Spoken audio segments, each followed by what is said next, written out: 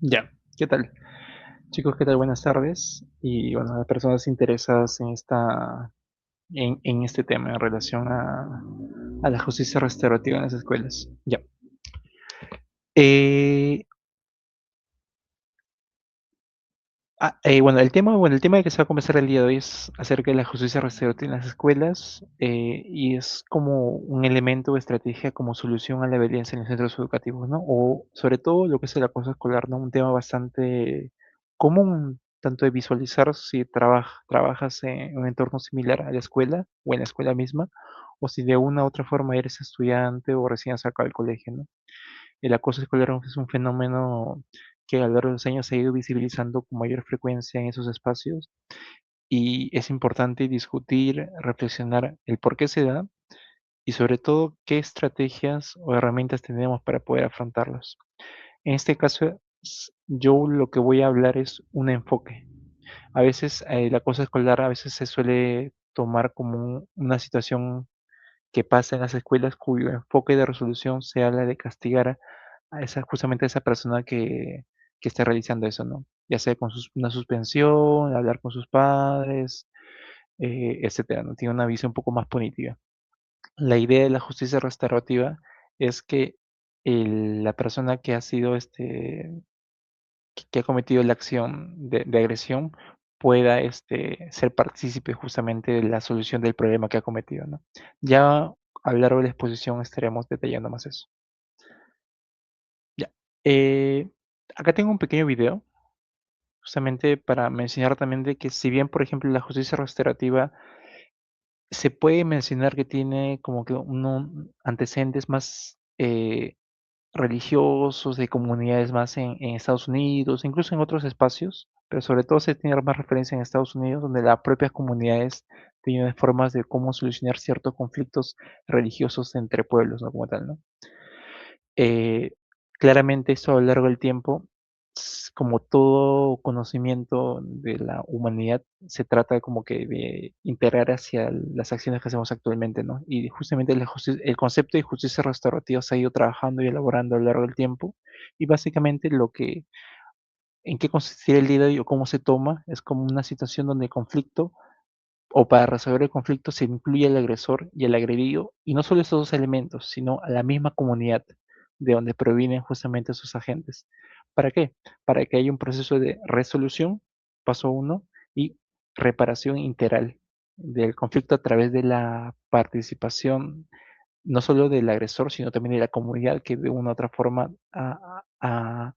eh, no sé si podría ser contribuido porque a veces se interpreta mal, pero al menos hay cierto grado de responsabilidad porque justamente este agresor proviene de esta comunidad como tal, ¿no?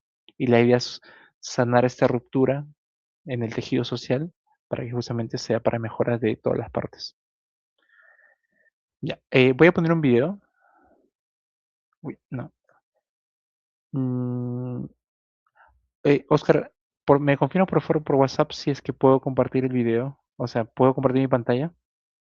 Es un TikTok para que como una referencia que el tema de las justicias restaurativas no solo eh, es un concepto nuevo, sino incluso un concepto que en el Perú se ha ido trabajando, incluso de forma más, gubernamental, que es a través de la fiscalía. Ya, voy a compartir mi pantalla. Ya. Oscar, también me confirma por favor por WhatsApp si es que no creo que no se está compartiendo, ¿no? Ya, voy a compartir pantalla. Ahí está. Acá está. Ya. Ya que estamos en TikTok, vamos a TikTok. Ya, voy a empezar. Que se ejecuta en 19 distritos fiscales a nivel nacional. Justicia Juvenil Restaurativa es un programa del Ministerio Público que se ejecuta en 19 distritos fiscales a nivel nacional. Aquí en Lima Sur se viene implementando desde el año 2010. Este programa tiene como finalidad la reinserción social de adolescentes en conflicto con la ley penal, cuyas edades oscilan entre los 14 hasta antes de cumplir los 18 años, a través del mecanismo de la remisión fiscal. Entre las infracciones con mayor incidencia cometidas por adolescentes en conflicto con la ley penal tenemos hurto simple, hurto agravado, robo simple, robo agravado, lesiones, tráfico ilícito de drogas, entre otros. Los pilares del Programa Nacional de Justicia Juvenil Restaurativa son fomentar la responsabilidad en el adolescente, que éste asuma un compromiso e incorpore este valor tan importante para él. La reparación del daño a través de mecanismos directos e indirectos dirigidos hacia la víctima o la comunidad. Y la reinserción social en los diferentes ámbitos que éste se desarrolla. Conoce más información en nuestros canales oficiales. Justicia Juvenil Restaurativa es un... Ya, ya sé, ya dejé de compartir. Volvemos al tema. Ya, como le decía comentando, este concepto de justicia restaurativa, o más que este concepto, este enfoque, es algo que a nivel internacional se ha ido desarrollando. Sin embargo, a nivel local hay ciertas intenciones o programas que se han ido realizando, pero no hay una especie de sistematización de la literatura o se hayan generado investigaciones de forma masiva, evidencia de que realmente estos programas están funcionando, ¿no? A pesar de que en la fiscalía ya se esté realizando hace un poco más de una década ya. La importancia de esto es que ver si los enfoques con los cuales se está intentando resolver ciertos problemas o ciertos conflictos en determinados grupos funcionan, y si no funcionan, probar alternativas. Y el enfoque de justicia restaurativa justamente es una alternativa a los enfoques más tradicionales y más punitivos, ¿no?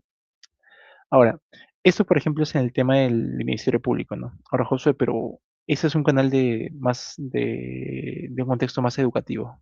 ¿Cómo lo vinculas? Ya.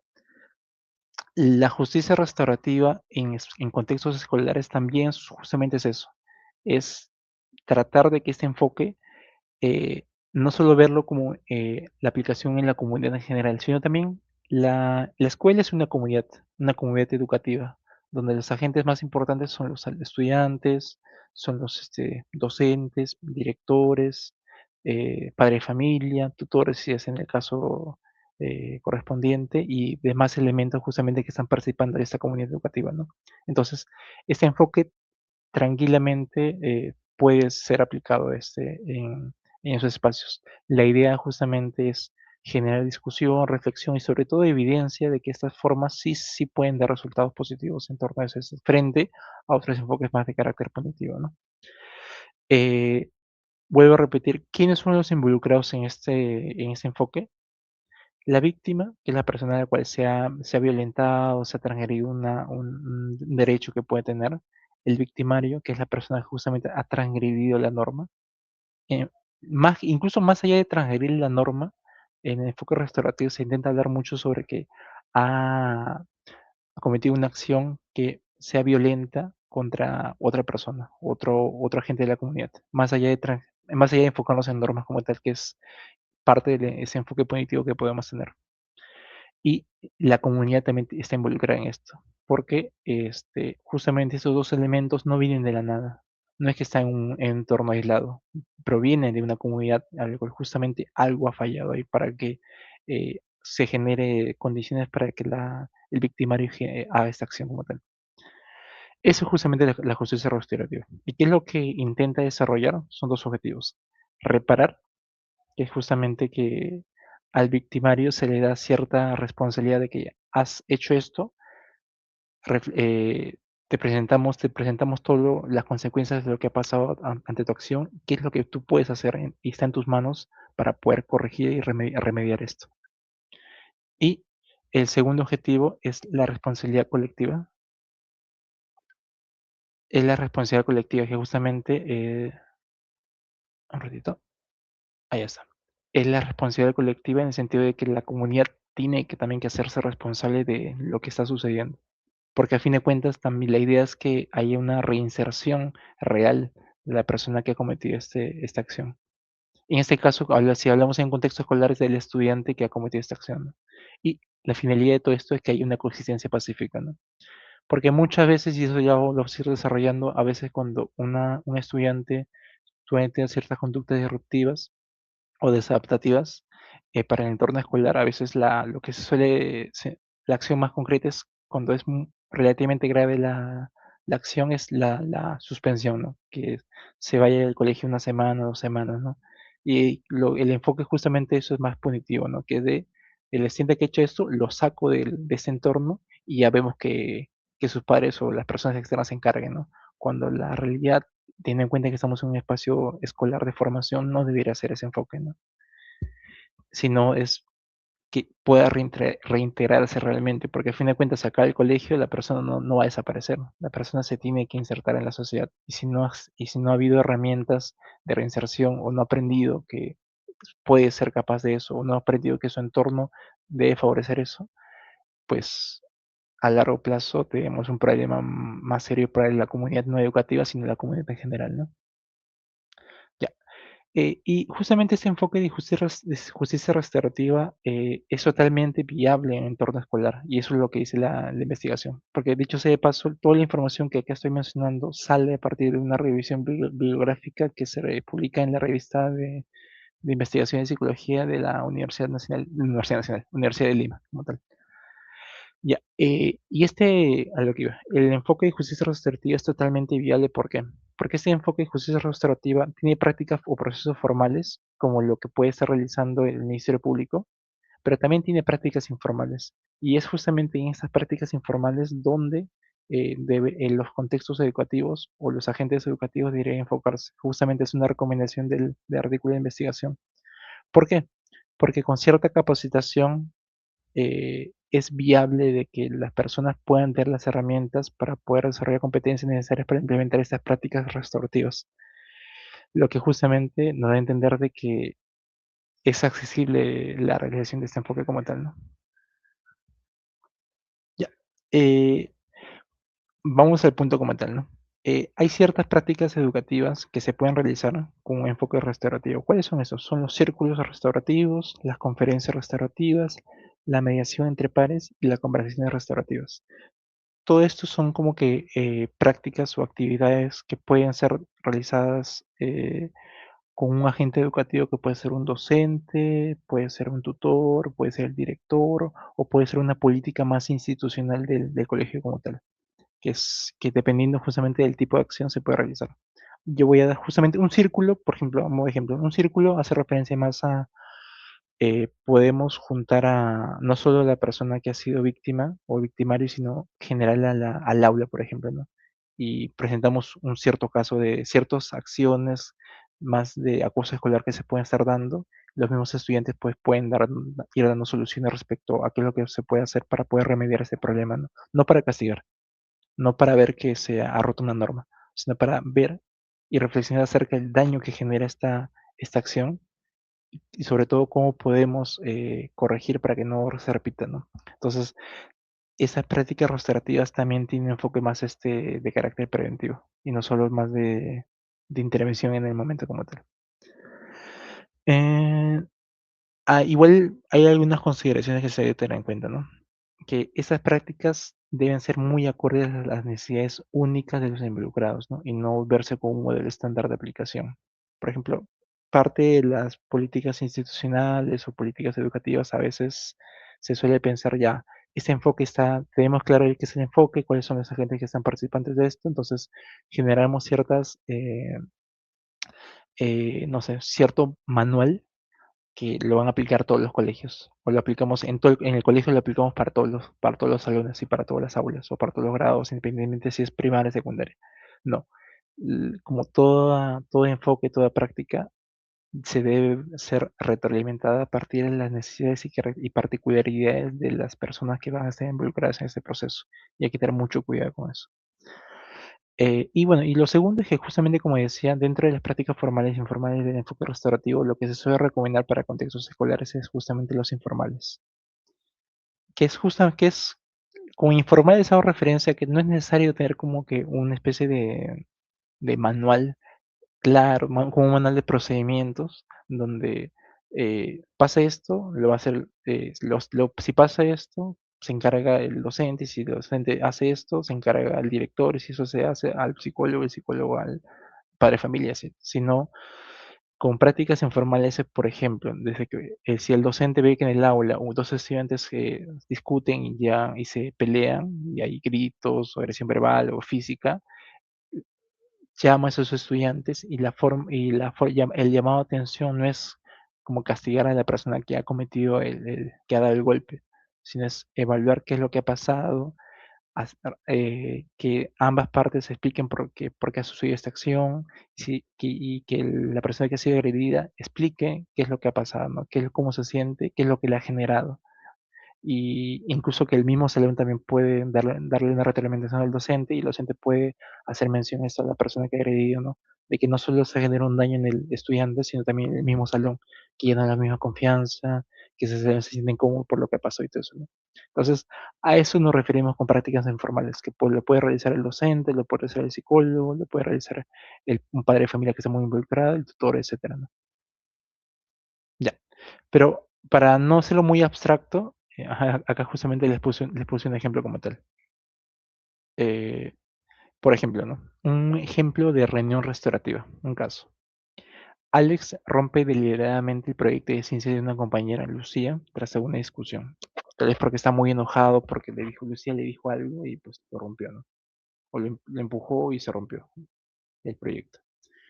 Hay que responder dos preguntas en este modelo de reunión restaurativa. Es un tipo. ¿Quiénes resultaron afectados y de qué manera? Lucía, porque fueron semanas de trabajo. Alex, porque de una u otra forma su reputación se daña, porque Alex a partir de ahora no va a ser conocido por Alex y solo el estudiante, sino Alex es el que, si se molesta, rompe cosas. Si se está enojado, puede agredir a un compañero o compañera. Justamente el grupo también se ha afectado porque el ambiente de confianza del salón se rompe, ¿no? Porque, pucha, si yo estoy hecho algo y me cruzo con Alex y ese día está enojado o lo hacemos enojar, Alex es capaz de hacer eso. Entonces, ese ambiente del aula como se va rompiendo también, se va em, malogrando, si se puede señalar, ¿no? Una forma más simple de decirlo. Y se responde la siguiente pregunta: ¿cuáles serían las posibles acciones para remediar la situación? Justamente los tres elementos que iba mencionando van a ser partícipes de esto, así como fueron justamente perjudicados. Alex escucha directamente cómo se siente Lucía, qué es lo que le ha generado. Lucía le va a decir, no solo has roto este proyecto que tenía en la mano que tú puedes visualizar, sino es el esfuerzo de semanas de trabajo. Es el esfuerzo que he hecho, es la nota que se me va a colocar, es el tiempo que he dado y todo lo demás, ¿no? Alex se compromete a ayudar a Lucía a reconstruir el proyecto. No solo a Alex, no solo se le podría dar una sanción, sino la sanción, si por así llamarlo, podría justamente involucrarlo con reparar el daño que ha generado. O justamente es ayudar a Lucía o realizar una tarea que beneficie al grupo de ciencias. Por ejemplo, no sé, Alex hizo esto, pero para el día del proyecto Alex va a ser encargado de no solo ayudar a Lucía, sino también generar ciertos adornos en el aula como tal, para que de una u otra forma el salón también se dé cuenta de que si Alex es capaz de hacer esto, de romper ese trabajo, mediante un proceso de reflexión, él puede cambiar y puede reinsertarse y reintegrarse de forma positiva a la comunidad, o en este caso al aula en general, ¿no? Este enfoque o este tipo de ejemplo justamente promueve la reparación efectiva de las relaciones afectadas con la persona que ha sido víctima y con su comunidad en general, que en este caso fue el aula. Ya, pero claramente, Josué, si esto puede tener muchos beneficios, si de forma internacional hay evidencia que se ha generado de que justamente esos ejemplos que doy es a partir de la revisión bibliográfica, sobre todo de literatura internacional acerca de esto. Si hay evidencia, José, ¿por qué tal vez en Perú o en mi entorno más inmediato no he visto que sea una práctica más común, ¿no? Justamente hay ciertos elementos que generan esta dificultad. Y Y lo que te podría decir la revisión bibliográfica que justamente realiza esta autora son los siguientes, ¿no? Una es la resistencia institucional. Al ser un enfoque tal vez novedoso, entre comillas, docentes, directores, padres de familia desconocen justamente el impacto de estas prácticas, ¿no? Hay cierta resistencia a cambiar de un enfoque más punitivo que se suele conocer a un enfoque más restaurativo.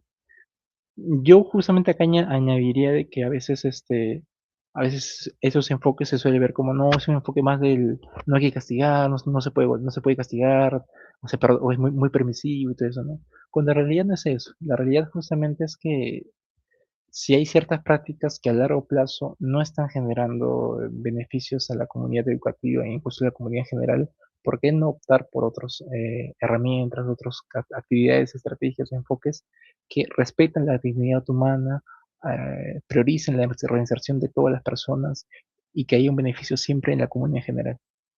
Pero a veces tal vez se puede decir que es más fácil castigar a alguien que ha hecho algo malo porque de una u otra forma pareciera que te genera una sensación más de venganza, ¿no?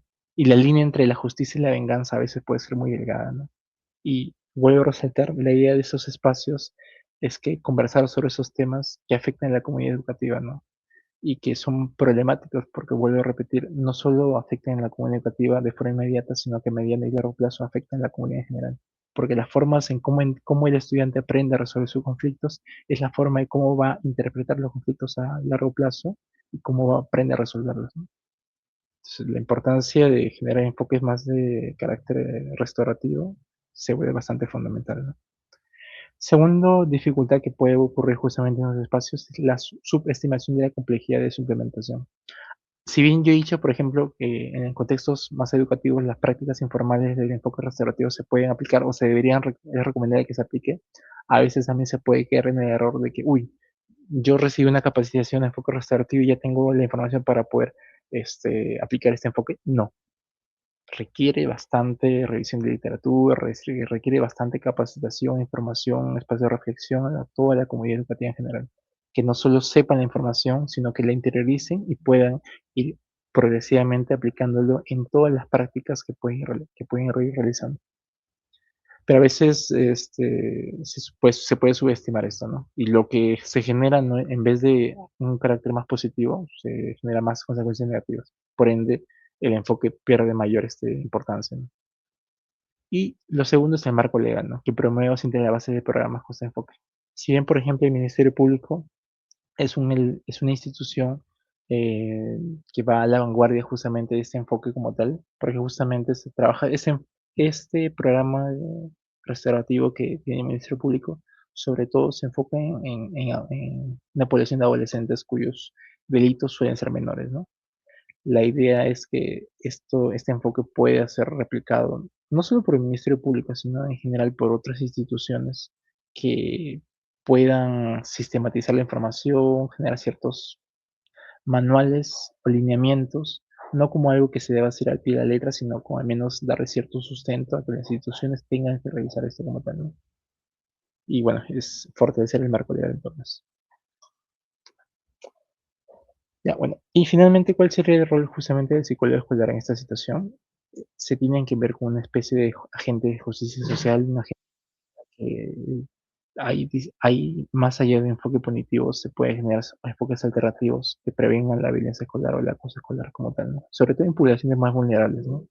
Que no solo pueden estar inmersos algo en el colegio de acoso escolar, sino también vienen de una situación más de la familia o del entorno en el que viven, donde también son vulnerados justamente a través de la violencia u otros elementos. Entonces, tienen doble condición de vulnerabilidad, ¿no?